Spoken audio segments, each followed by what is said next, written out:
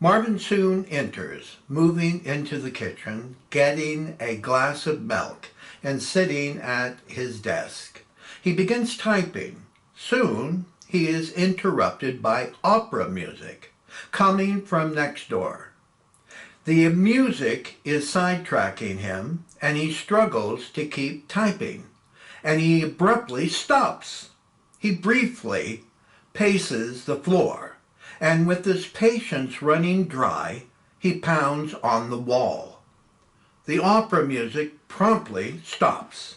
Satisfied, he continues typing. There is a loud knocking on his entrance door.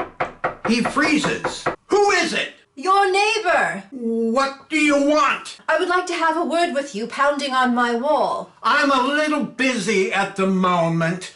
Can you come back later? No, I think this is the perfect time to talk. I'm working on my important matter. I'm sorry, it will have to be later. I'm not leaving until you open the door. In a panic, he surveys the surrounding mess of his apartment. Give me a minute! He grabs books, magazines, cups, and clothes, and is only reshuffling the messy piles into new ones. He opens the entrance door, seeing a young woman who is casually dressed and in her early 30s. She is Sammy Olivia Merriweather, a British actress. What's the problem? The next time you communicate with me, I'd appreciate you politely knocking on my door instead of sending barbaric overtures. It was rude of you, and I want an apology. Your music was loud and bothering me and my work. I do apologize, if that is true, and the least you can do is to give me an apology. Your opera music came first and my knock on the wall came second, so why should I apologize at all? I just apologized to you, and if we are to be neighbors, shouldn't you be grateful enough to admit knocking loudly on the wall wasn't the right thing to do? I don't think knocking on the wall deserves an apology, but I will say next time I'll knock on your door. Fair enough. It's not gracious, but it's a resolve. I'm Sammy Olivia Merriweather, and you? So she offers a hand to shake. He reluctantly doesn't take her hand. Marvin? Marvin? Porter. I don't mean to be rude, but I really need to get back to my typing. You're a writer? Yes. What do you type? I write about people. Are you a novelist or a playwright? As I said, I need to get back to my work. Maybe another time we can talk? Of course. I don't mean to intrude, and let us be good neighbors. Goodbye, and I promise to keep my volume down. Okay, that will be a start. Goodbye. Marvin shuts the door and moves to his desk. He begins typing. There is a knock on the door, and Marvin stands up quickly and opens the front door, thinking Sammy has returned. What the? Standing outside the doorway is 43 years old Baxter Hennessy, Marvin's longtime friend. He has 2 suitcases on the floor, and he is casually dressed in dark slacks, a white long-sleeved shirt, and wearing a knitted, colorful beret on his head. I'm an orphan again. What did you do now? You really don't want to know. Aren't you going to ask me in? I'm thinking about it. Is he going to be pounding on my door again? No. This time it's completely over between us. I finally saw the true man that I loved, and he wasn't faithful to me at all. Marvin, do the neighbors need to know all about my soap opera? I'm not promising you anything. Do you understand? There is a cot in the broom closet, and you can sleep in the kitchen.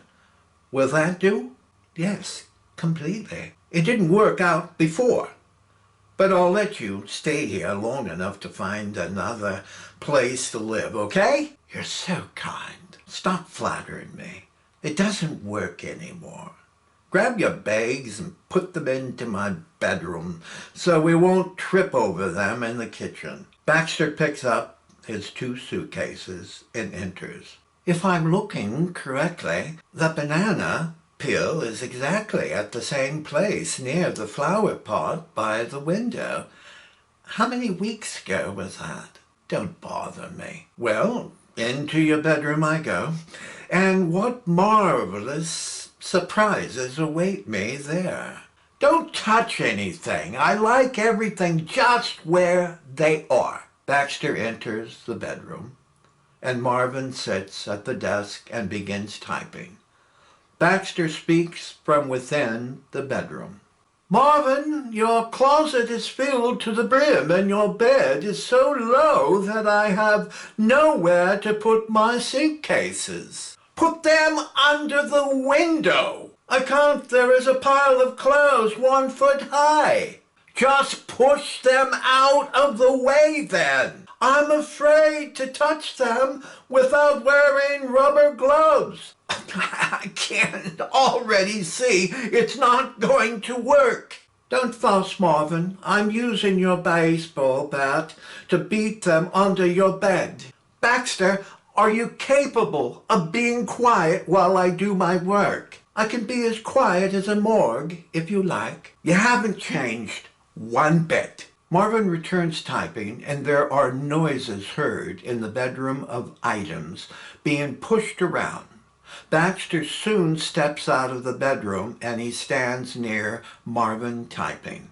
I'm not quite sure who you're frightened of most, the gorilla or the pussycat that not only purrs but bites. What are you talking about? When earlier in the morning, as I contemplated knocking on your door, I first saw your brother George entering your apartment, and I also watched the young lady spanking your Fanny. I'm writing. Don't bother me. It's old history. I caught a glimpse of her when she stormed to your door. She's lovely.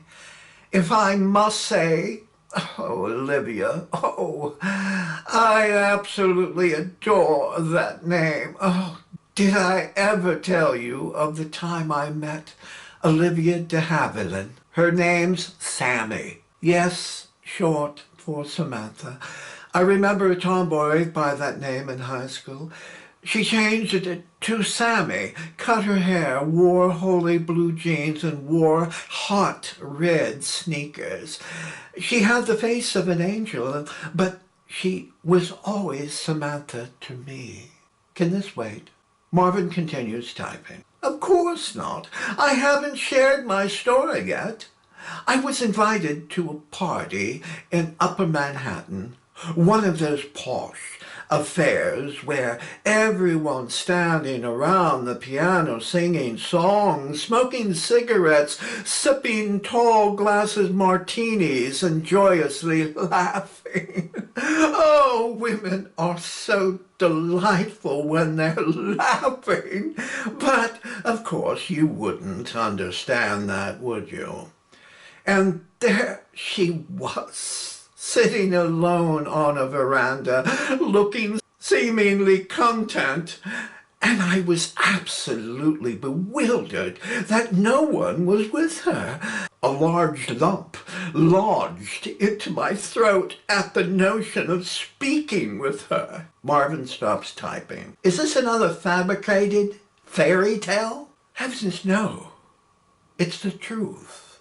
I always tell you when I lie, don't I? I quit counting. Don't be a bore. It's so unattractive. Now, where was I? You were on the veranda. Oh, yes, the beautiful veranda on such a lovely night. As I approached her, I felt faint. Oh, and with my trembling voice uttering, "Lovely evening, isn't it?" She probably said, "Oh, God, another lovesick puppy in heat. Where do they all come from?" You're so cruel. She found me quite entertaining, really. Don't flatter yourself. Booze often turns blurry nightmares into joyous delusions. On the contrary, my dear man, I asked her, "May I get you a drink?" She then politely answered, "No, thank you. Good girls never drink alone with strangers." What does that mean? Must there be a reason why? Can't we just enjoy pleasant conversations without feeling obligated to resolve questions? That's the problem with writers. You're always putting facts and figures into tidy little boxes where you can't smell the roses for fear they're not red enough, or how to keep from their thorny stems from ever pricking your shivering little fingers. Can't we get back to the veranda before the next ice age comes? You think I'm boring you? I'm on the edge of my seat. You'll never guess what she asked me next. I'm speechless. She leaned back with her two gorgeous eyes, appearing ageless, and softly asked, "Are you an actor?" I told her I was. Then she wanted to know if I was working anywhere, so I promptly replied, "Why, yes, I'm doing No Cowards Private Lives on Broadway. I mean, off-Broadway, that is." She enthusiastically encouraged me with a smile, saying, "Yes, but it's Broadway nevertheless, darling." Oh. From that moment on, we rolled with laughter, and she recalled her more embarrassing moments when performing on stage. Olivia was wonderfully witty, irresistibly charming, and incredibly kind in every way. Before we realized it, the party was winding down like a clock at midnight, and she glanced at her watch and said, "Thank you for this lovely evening, Baxter.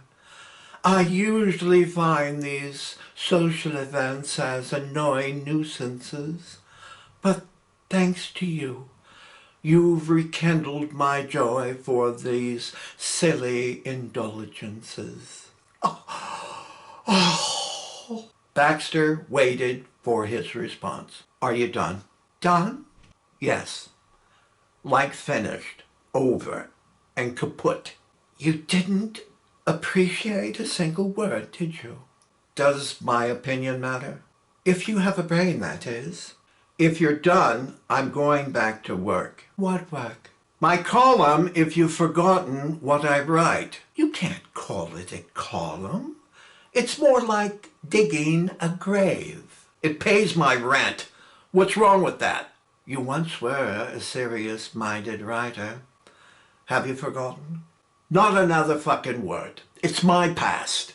Writing obituaries are more meaningful than I once wrote before, and you know that. Baxter, you were there."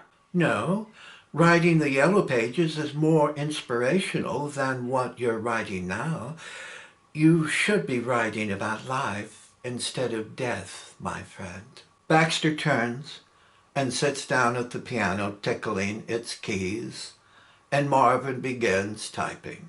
It's the indiscriminate tone in her voice, beneath her syllables, that made me believe she was attracted to you. Marvin stops typing. "That's a pile of crap, and you know it." "Is that what you think?" "Yes." "Well, we'll see what comes of it, won't we?" "The woman hates me." "Perhaps, but looking straight into the sun a person would hate. But the warmth it brings is divine. Why don't you take a walk?" "I'm getting bored with your lame metaphors." Marvin begins typing. "Want to hear my latest? I plucked it out the other day after packing my suitcases to leave." Baxter begins playing and sings, "Who am I? What is this feeling my soul is revealing to me? Where am I? What am I doing here? Will I conquer my fear now?" Marvin stands and walks into his bedroom. I think he likes it. Lights go to black as the melody continues into the conclusion of Act 1, Scene 1.